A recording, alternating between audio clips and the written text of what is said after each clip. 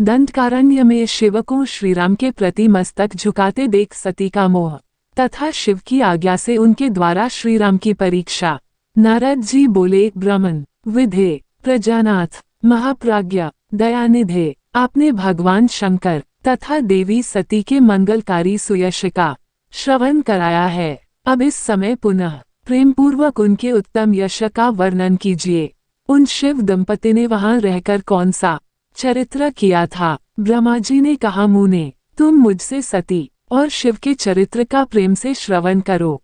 वे दोनों दंपति वहां लौकिकी गति का आश्रय ले नित्य निरंतर क्रीड़ा किया करते थे। तदनंतर महादेवी सती को अपने पति शंकर का वियोग प्राप्त हुआ, ऐसा कुछ श्रेष्ठ बुद्धि वाले विद्वानों का कथन है। परंतु मुने, वास्तव में उन दोनों का परस्पर वियोग कैसे हो सकता है? क्योंकि वे दोनों वाणी और अर्थक समान एक दूसरे से सदा मिले जुले हैं, शक्ति और शक्तिमान है तथा चित स्वरूप हैं। फिर भी उनमें लीला विषयक रुचि होने के कारण वह सब कुछ संघटित हो सकता है। सती और शिव यद्यपि ईश्वर हैं, तो भी लौकिक रीति का अनुसरण करके वे जो लीलाएं करते हैं, वे सब संभव हैं। दक्ष कन्या सती ने जब देखा कि मेरे पति ने मुझे त्याग दिया है, तब वे अपने पिता दक्ष के यज्ञ में गईं और वहां भगवान शंकर का अनादर देख उन्होंने अपने शरीर को त्याग दिया। वे ही सती पुनः हिमालय के घर पार्वती के नाम से प्रकट हुई और बड़ी भारी तपस्या करके उन्होंने विवाह के द्वारा पुनः भगवान शिव को प्राप्त कर लिया। सूत जी कहते हैं, महर्षियों, ब्रह्मा जी की ये बात सुनकर नारद जी ने विधाता से शिवा और शिव के महान यश के विषय में इस प्रकार पूछा। नारद जी बोले, महाभाग विष्णु शिष्य विधाता, आप मुझे शिवा और शिव के भाव तथा आचार से संबंध रखने वाले उनके चरित्र को विस्तार पूर्वक सुनाइए। तात, भगवान शंकर ने अपने प्राणों से भी प्यारी धर्मपत्नी सती का किस लिए त्याग किया? ये घटना तो मुझे बड़ी विचित्र जान पड़ती है, अतः इसे आप अवश्य कहें। अज आपके पुत्र दक्ष के यज्ञ में भगवान शिव का अनादर कैसे हुआ और वहां पिता के यज्ञ में जाकर सती ने अपने शरीर का त्याग किस प्रकार किया? उसके बाद वहां क्या हुआ? भगवान महेश्वर ने क्या किया? ये सब बातें मुझसे कहिए। इन्हें सुनने के लिए मेरे मन में बड़ी श्रद्धा है। ब्रह्मा जी ने कहा, मेरे पुत्रों में श्रेष्ठ महाप्राज्ञ तात नारद, तुम महर्षियों के साथ बड़े प्रेम से भगवान चंद्रमौली का ये चरित्र सुनो। श्री विष्णु आदि देवताओं से सेवित परब्रह्म महेश्वर को नमस्कार करके मैं उनके महान अद्भुत चरित्र का वर्णन आरंभ करता है। मुने, ये सब भगवान शिव की लीला ही है। वे प्रभु अनेक प्रकार की लीला करने वाले, स्वतंत्र और निर्विकार हैं। देवी सती भी वैसी ही हैं, अन्यथा वैसा कर्म करने में कौन समर्थ हो सकता है? परमेश्वर शिव ही परब्रह्म परमात्मा है। एक समय की बात है, तीनों लोकों में विचरने वाले लीला विशारद भगवान रुद्र सती के साथ बैल पर आरूढ़ हो इस भूतल पर भ्रमण कर रहे थे। घूमते घूमते वे दंडकारण्य में आए। वहां उन्होंने लक्ष्मण सहित भगवान श्री राम को देखा, जो रावण द्वारा छलपूर्वक हरी गई अपनी प्यारी पत्नी सीता की खोज कर रहे थे। वे, हा सीते, ऐसा उच्च स्वर से पुकारते, जहां तहां देखते और बारंबार रोते थे। उनके मन में विरह का आवेश छा गया था। सूर्यवंश में उत्पन्न वीरभूपाल दशरथ नंदन भरताग्रज श्री राम आनंद रहित हो लक्ष्मण के साथ वन में भ्रमण कर रहे थे और उनकी कांति फीकी पड़ गई थी।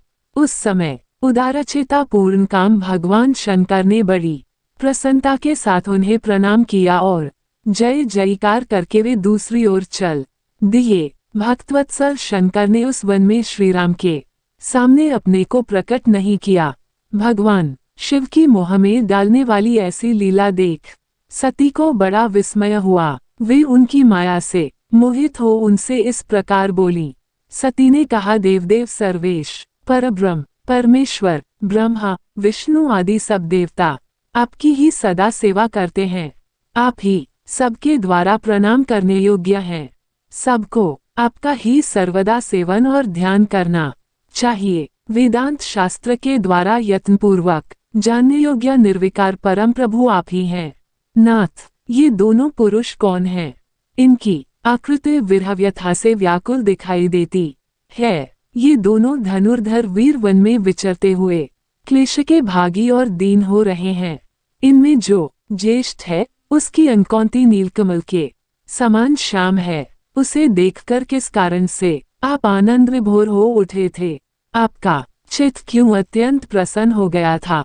आप इस समय भक्त के समान विनम्र क्यों हो गए थे? स्वामिन कल्याणकारी शिव, आप मेरे संशय को सुने। प्रभो सेव्या, स्वामी अपने सेवक को प्रणाम करे, ये उचित नहीं जान पड़ता। ब्रह्मा जी कहते हैं, नारद, कल्याणमयी परमेश्वरी आदिशक्ति सती देवी ने शिव की माया के वशीभूत होकर जब भगवान शिव से इस प्रकार प्रश्न किया, तब सती की वह बात सुनकर लीला विशारद परमेश्वर शंकर हंसकर उनसे इस प्रकार बोले। परमेश्वर ने कहा, देवी सुनो, मैं प्रसन्नतापूर्वक यथार्थ बात कहता हूँ। इसमें छल नहीं है। वरदान के प्रभाव से ही मैंने इन्हें आदरपूर्वक प्रणाम किया है। प्रिय, ये दोनों भाई वीरों द्वारा सम्मानित हैं। इनके नाम है श्रीराम और लक्ष्मण। इनका प्राकट्य सूर्यवंश में हुआ है। ये दोनों राजा दशरथ के विद्वान पुत्र हैं। इनमें जो गोरे रंग के छोटे बंधु हैं, वे साक्षात शेष के अंश हैं। उनका नाम लक्ष्मण है। इनके बड़े भैया का नाम श्रीराम है। इनके रूप में भगवान विष्णु ही अपने संपूर्ण अंश से प्रकट हुए हैं। उपद्रव इनसे दूर ही रहते हैं। ये साधु पुरुषों की रक्षा और हम लोगों के कल्याण के लिए इस पृथ्वी पर अवतीर्ण हुए हैं। ऐसा कहकर सृष्टिकर्ता भगवान शंभु चुप हो गए। भगवान शिव की ऐसी बात सुनकर भी सती के मन को इस पर विश्वास नहीं हुआ। क्यों न हो, भगवान शिव की माया बड़ी प्रबल है। वह संपूर्ण त्रिलोकी को मोह में डाल देने वाली है। सती के मन में मेरी बात पर विश्वास नहीं है, ये जानकर लीला विशारद प्रभु सनातन शंभु यूं बोले। शिव ने कहा, देवी मेरी बात सुनो। यदि तुम्हारे मन में मेरे कथन पर विश्वास नहीं है तो तुम वहां जाकर अपनी ही बुद्धि से श्रीराम की परीक्षा कर लो। प्यारी सती, जिस प्रकार तुम्हारा मोह या भ्रम नष्ट हो जाए वो करो। तुम वहां जाकर परीक्षा करो। तब तक मैं इस बरगद के नीचे खड़ा हूँ। ब्रह्मा जी कहते हैं, नारद, भगवान शिव की आज्ञा से ईश्वरी सती वहां गईं और मन ही मन ये सोचने लगी कि मैं वंचारी राम की कैसे परीक्षा करूं। अच्छा, मैं सीता का रूप धारण करके राम के पास चलें। यदि राम साक्षात विष्णु हैं, तब तो सब कुछ जान लेंगे, अन्यथा वे मुझे नहीं पहचानेंगे। ऐसा विचार सती सीता बनकर श्रीराम के समीप उनकी परीक्षा लेने के लिए गईं। वास्तव में वे मोह में पड़ गई थीं।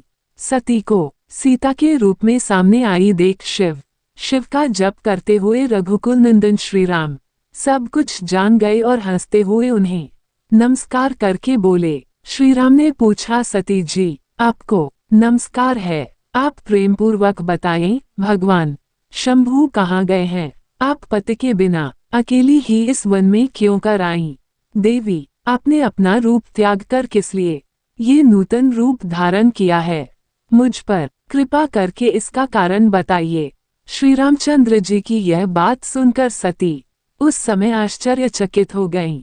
वे शिव जी की कही हुई बात का स्मरण करके और उसे यथार्थ समझकर बहुत लज्जित हुई। श्रीराम को साक्षात विष्णु जान अपने रूप को प्रकट करके मन ही मन भगवान शिव के चरणारविंदों का चिंतन कर प्रसन्नचित हुई सती उनसे इस तरह बोली, रघुनंदन, स्वतंत्र परमेश्वर भगवान शिव मेरे तथा अपने पार्षदों के साथ पृथ्वी पर भ्रमण करते हुए इस वन में आ गए थे। यहाँ उन्होंने सीता की खोज में लगे हुए लक्ष्मण सहित तुमको देखा। उस समय सीता के लिए तुम्हारे मन में बड़ा क्लेश था और तुम विरह शोक से पीड़ित दिखाई देते थे। उस अवस्था में तुम्हें प्रणाम करके वे चले गए और उस वट वृक्ष के नीचे अभी खड़े ही हैं। भगवान शिव बड़े आनंद के साथ तुम्हारे वैष्णव रूप की उत्कृष्ट महिमा का गान कर रहे थे। यद्यपि उन्होंने तुम्हें चतुर्भुज विष्णु के रूप में नहीं देखा तो भी तुम्हारा दर्शन करते ही वे आनंद विभोर हो गए। इस निर्मल रूप की ओर देखते हुए उन्हें बड़ा आनंद प्राप्त हुआ। इस विषय में मेरे पूछने पर भगवान शंभु ने जो बात कही उसे सुनकर मेरे मन में भ्रम उत्पन्न हो गया। अतः राघवेंद्र, मैंने उनकी आज्ञा लेकर तुम्हारी परीक्षा की है। श्री राम, अब मुझे ज्ञात हो गया कि तुम साक्षात विष्णु हो। तुम्हारी सारी प्रभुता मैंने अपनी आंखों देख ली। अब मेरा संशय दूर हो गया तो भी महमते तुम मेरी बात सुनो। मेरे सामने ये सच सच बताओ कि तुम भगवान शिव के भी वंदनीय कैसे हो गए। मेरे मन में यही एक संदेह है, इसे निकाल दो और शीघ्र ही मुझे पूर्ण शांति प्रदान करो। सती का यह वचन सुनकर श्रीराम के नेत्र प्रफुल्ल कमल के समान खिल उठे। उन्होंने मन ही मन अपने प्रभु भगवान शिव का स्मरण किया। इससे उनके हृदय में प्रेम की बाढ़ आ गई। मुँह ने आज्ञा न होने के कारण वे सती के साथ भगवान शिव के निकट नहीं गए तथा मन ही मन उनकी महिमा का वर्णन करके श्री रघुनाथ जी ने सती से कहना प्रारंभ किया,